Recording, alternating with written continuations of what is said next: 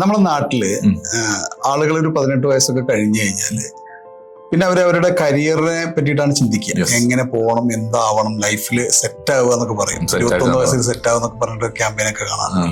അപ്പം അതിൽ നിന്ന് ആളുകൾ ചൂസ് ചെയ്യുന്ന ഒരു മേഖലയാണ് ബിസിനസ്സുകാരനായി മാറുക എന്നുള്ളത്. പക്ഷെ അതിന് മലയാളികളുടെ ആറ്റിറ്റ്യൂഡ് അതിനോട് ഏത് രീതിയിലാണെന്നുള്ളത് ഞാൻ പലപ്പോഴും ആലോചിച്ചിട്ടുണ്ട്. പല രീതിയിലാണ്, പല കമ്മ്യൂണിറ്റികൾ പല രീതിയിലാണ് ഈ ഒരു മൈൻഡ് സെറ്റിനോട് പ്രതികരിച്ചിട്ടുള്ളത്. അപ്പൊ യഥാർത്ഥത്തിൽ ഒരാള് എന്തിനാണ് അല്ലെങ്കിൽ എന്തുകൊണ്ടാണ് ബിസിനസ്സുകാരനാവുന്നത്? നിങ്ങളെങ്ങനെ ഇത്രയും ചിന്തിച്ചിട്ടുണ്ടോ?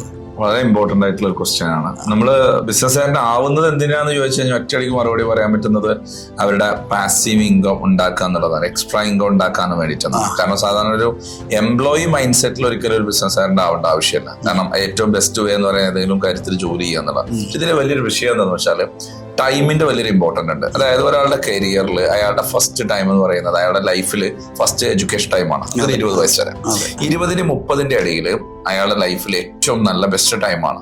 ആ ടൈമിലാണ് നമ്മൾ എക്സ്പീരിയൻസ് ചെയ്യേണ്ടത്. അപ്പൊ ഒരു ബിസിനസ്സുകാരനാവാൻ ആഗ്രഹിക്കുന്ന ആളാണെങ്കിലും അയാൾ ആദ്യം ഒരു എംപ്ലോയി ആവണം. കാരണം ബിസിനസ്സിലേക്ക് 4 രീതിയിൽ പ്രവേശിക്കാം. എംപ്ലോയി ആയിട്ട് പ്രവേശിക്കണം ആദ്യം നാം പറയാം. അതായത് ചെയ്യാൻ പോകുന്ന ബിസിനസ്സിൽ ഏതെങ്കിലും കമ്പനിയിൽ അല്ലെങ്കിൽ എംപ്ലോയി ആയിട്ട് അയാൾ വർക്ക് ചെയ്യണം.